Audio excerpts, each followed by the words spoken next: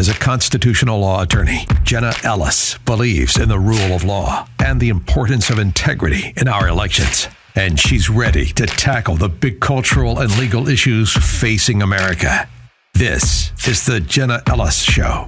Here is your host, Jenna Ellis. Good afternoon, everyone, and welcome to the Jenna Ellis Show. I'm Bill Mitchell. I'll be your host today. Tonight, we have a very exciting debate, the final debate before the Iowa caucuses. It's going to be held in Tuscaloosa, Alabama, and it is going to be down to the last 4 Republican candidates. Let's go to a commercial break. I'll be right back with the rest of the story in just a minute. With inflation, the banking world collapse, and everything that Joe Biden is doing not to protect America, you need to make sure to secure your financial health, especially in retirement. And hey, if you're a millennial like me, that actually is sooner than you think. You need to start now, even if you are a millennial or a Gen Zer, to make sure that your financial health is actually healthy when we get to retirement. And Legacy Precious Metals has a revolutionary new online platform that allows you to invest in gold and silver online in real time. In a few easy steps, you can open an account online, select your metals of choice, and choose to have them stored in a vault or shipped right to your door. You'll have access to a dashboard where you can track your portfolio growth in real time anytime. You'll see transparent pricing on each coin and bar, and this puts you in complete control of your money. The platform is free to sign up for. Visit legacypminvestments.com and open your account and see this new investing platform for yourself. Gold hedges against inflation and against a volatile stock market. A truly diversified portfolio isn't just more stocks and bonds, but different asset classes. This brand new platform allows you to make investments in gold and silver, no matter how small or large, with just a few clicks. Visit legacypm.com to get started. You can download the free investor's guide, and you can also call Legacy PM Investments to talk to a portfolio expert to get expert answers to your to customize your personal portfolio. So visit legacypminvestments.com to get started. Tell them that Jenna sent you. Welcome back. All right. Exciting times, folks. We have a big debate tonight.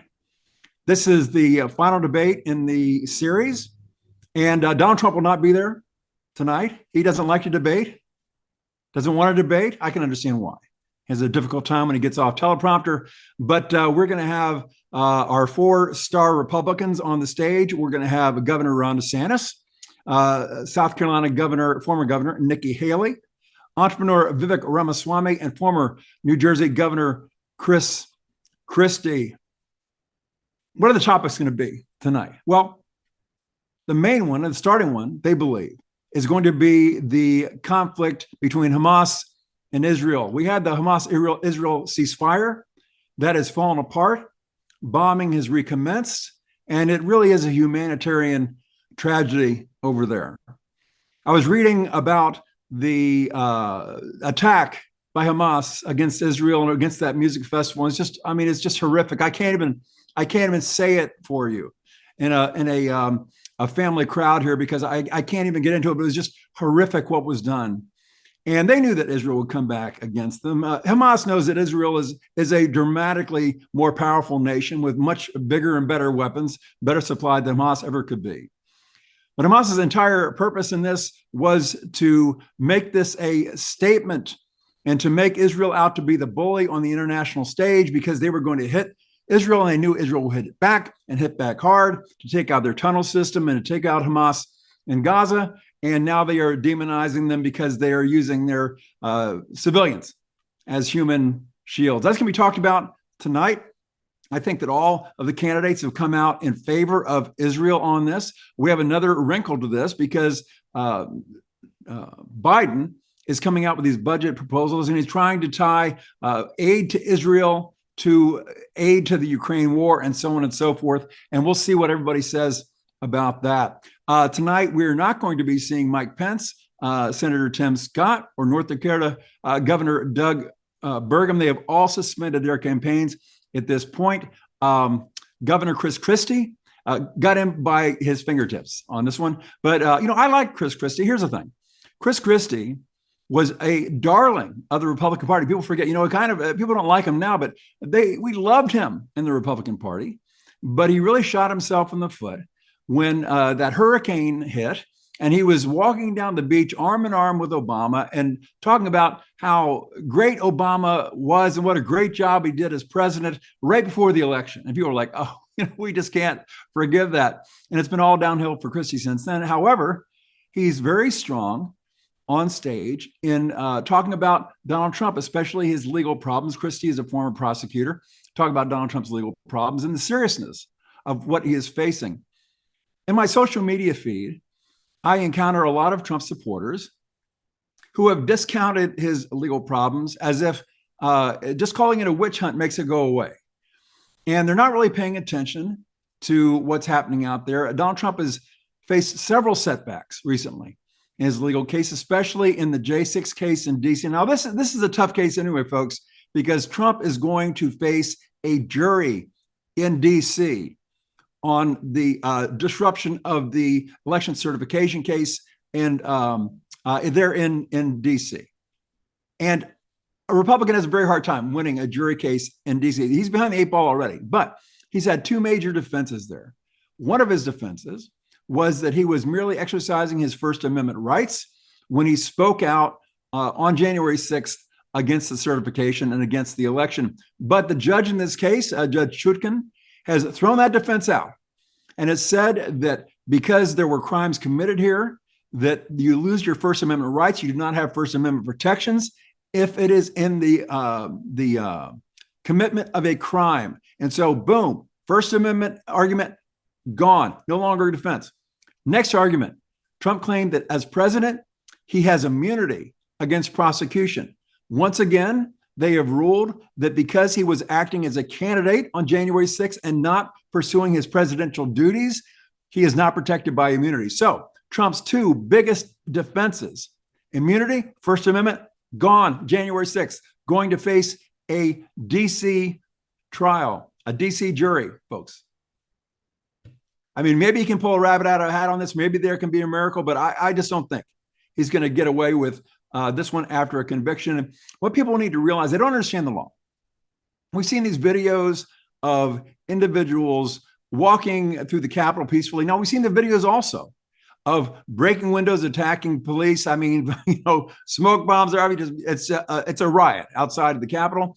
And when they send the people inside. And many in the Trump camp have said, hey, this was just a peaceful protest. This was a tour group. This is a walk in the park. But what you need to understand is, and this is the law, that it is a felony to interfere with an official government proceeding, in this case, the certification of Joe Biden. And when Donald Trump sent his followers to the Capitol steps that day, early in his speech, he said, protest peacefully. He said that early. But his final words were, go there and fight like hell, because if you don't fight, you're not going to have a country anymore. This was not a time for violent metaphors to be used because the crowd was very riled up. And they went to the Capitol steps, and some of them were peaceful. Some of them were very violent. I believe the ones that were violent were probably more likely the BLM and the Antifa plants that were there, maybe some of the FBI folks that were riling them up. But what people need to understand is, because the certification was going that day, and they weren't having, tour groups walking through the Capitol that day, the Capitol was locked down under high security, to enter the Capitol and to walk around trying to stop the certification from happening, that's a felony. I don't care if you didn't break anything. I don't care if you were telling the cop how nice they looked that day. I don't care if there's no violence. It doesn't matter. You do not need violence for this to be a felony. Just interfering with a federal proceeding is a felony. And people will say, well, how come the Democrats in the past have never been prosecuted for this? I don't know. Ask your Republican leaders. Here's the thing. We have a two-tier justice system in this country, not because somehow the Democrats are evil and they use lawfare and so on and so forth. They use the power and the levers that are made available to them. We have a two-tier justice system because the Republicans never prosecute anybody. We went through Crossfire Hurricane and Russiagate and heard over and over again from Bill Barr that this was the crime of the century. And yet no one of any note was indicted for any reason at all. And that's the problem, folks. We have two-tier justice, not because the Democrats use lawfare, because they're using the power available to them. We have two-tier justice because our side never takes advantage of our abilities. We have district attorneys, we have prosecutors, we have the ability to go after Democrat ne'er-do-wells, and we do not do it. And that is the problem. We need strong leadership going forward. Okay, we talked about the Israel-Hamas war. Also, at the debate today, they are going to be discussing Obamacare because Donald Trump has floated the idea that he is going to try to repeal and replace Obamacare again. You know, we tried to do that before. John McCain infamously did his thumbs down. That was it. End of story. That was a big broken promise. And here's one of the things that I have a problem with. People will say, well, Trump could have gotten so much more done as president if Congress had cooperated with him. For the first 2 years that Donald Trump was in the White House, he had a majority in the House and a majority in the Senate. He had complete control of the government. And yet he could not get them to cooperate with him. He could not get them to fund the wall. He could not get them to cooperate on these other things. He got the tax cuts passed, and that was great. But on other major things, could not get them to cooperate. And my point is that if you're going to be the greatest of all time, if you're going to be a great leader, if you're going to be a great president, part of that is being able to whip Congress and getting them to do what you want them to do. If the only way that you can win in poker is to be dealt 4 aces, you're not a very good poker player. I guarantee you, those people that are at the final table over and over again, they know how to win with a bad hand. A great leader knows how to win with a bad hand. A great leader knows how to win with opposition. Look back at Reagan in his first 2 years.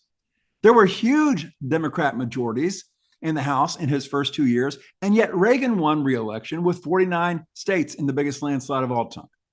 So one of the things I like so much about Governor DeSantis is that the man knows how to legislate.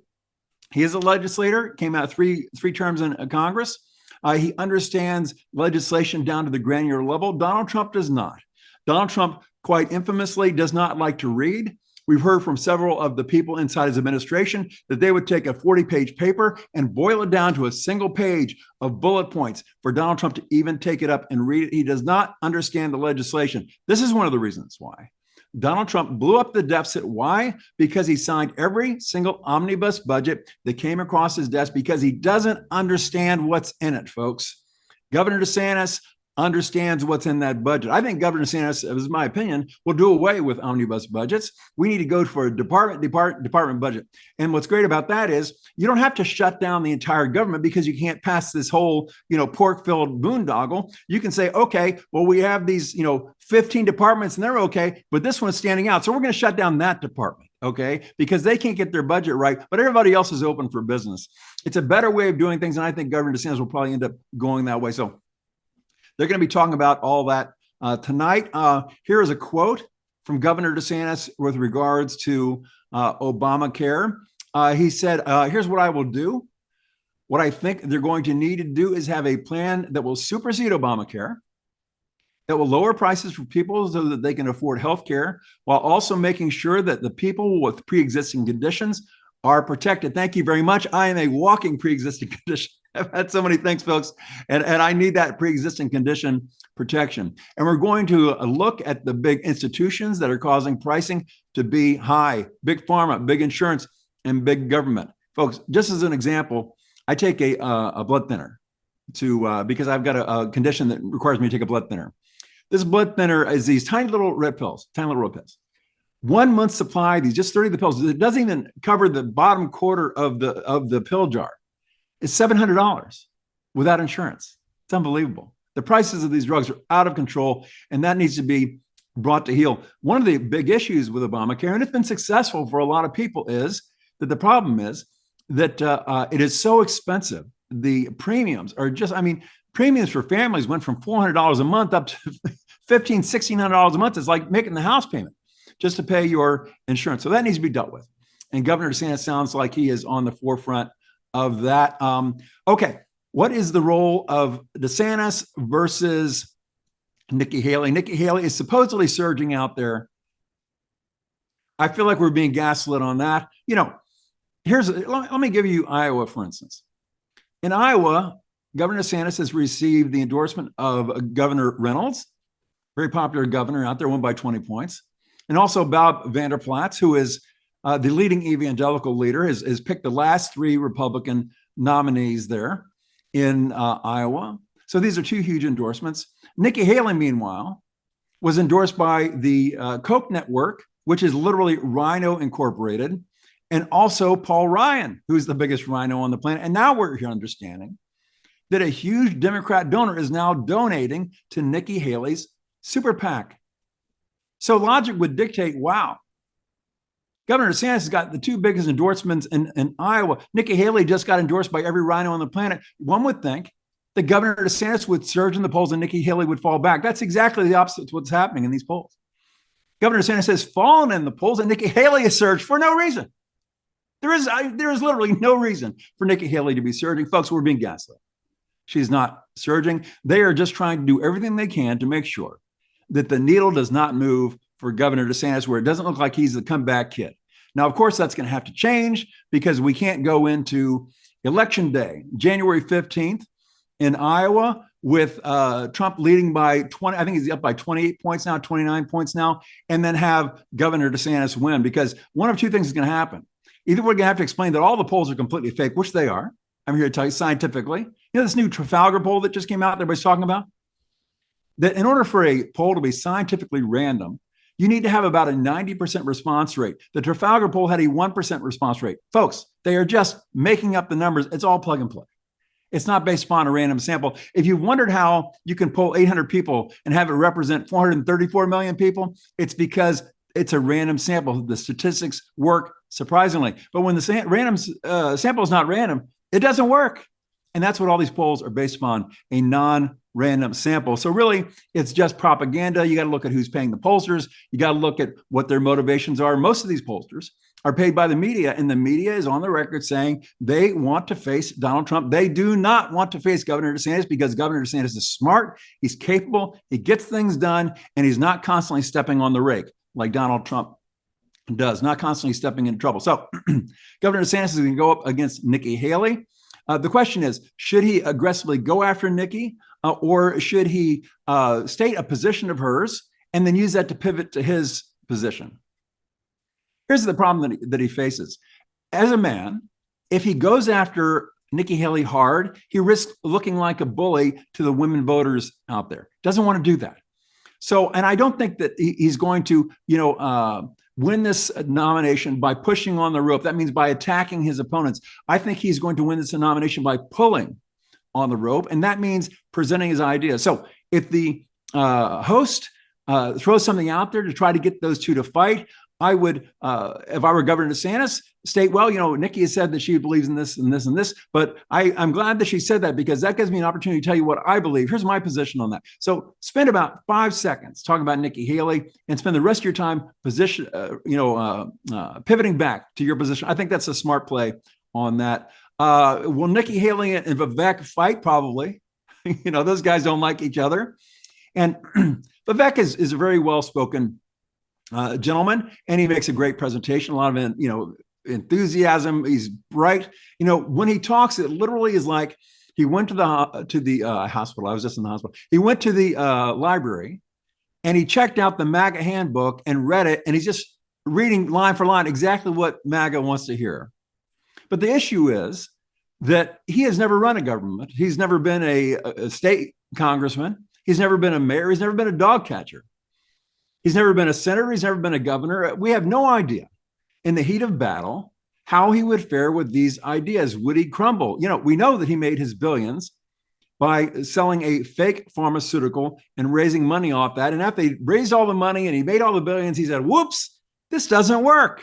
And then he walked away and everybody lost their money, but he walked away rich. Well, you don't do that unless you're a slick talker. So he's a slick talker. I will not take anything away from his communication skills. However, the problem is that he does not have experience, and we have no way, if we're looking at his resume, we have no way of knowing what it is he would do in these tough situations. But we know that Nikki Haley and Vivek tend to go after each other. Ramaswamy is trailing badly in the polls now. He was ascendant, and now he's descendant. And so he's going to try to mix it up and try to throw some firebombs out there. And Christie will be Christie. It's interesting, the dynamic with Christie, and I'll wrap it up with this, that Christie is really good on stage, these town halls and stuff like that, where he's fielding questions. Boy, he's so solid, so on. But when I see him on the debates, I don't know if he gets nervous or what, but he seems, he doesn't have the edge in the debate. So I don't know what it is, but he's not as effective in the debates as he has been in these town halls. So we'll see what happens. But this is Governor DeSantis's race to lose. He is, they say he's trailing in Iowa. I don't believe that at all.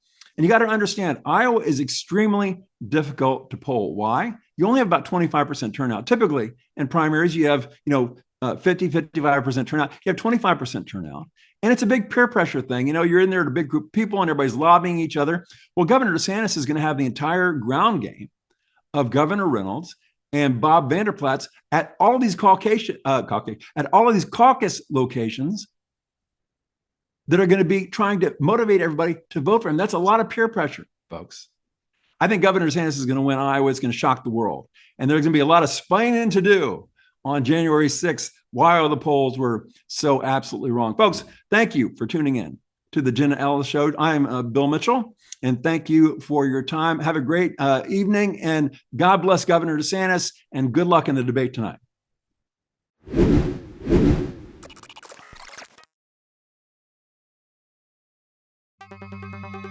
With inflation, the banking world collapse, and everything that Joe Biden is doing not to protect America, you need to make sure to secure your financial health, especially in retirement. And hey, if you're a millennial like me, that actually is sooner than you think. You need to start now, even if you are a millennial or a Gen Zer, to make sure that your financial health is actually healthy when we get to retirement. And Legacy Precious Metals has a revolutionary new online platform that allows you to invest in gold and silver online in real time. In a few easy steps, you can open an account online, select your metals of choice, and choose to have them stored in a vault or shipped right to your door. You'll have access to a dashboard where you can track your portfolio growth in real time anytime.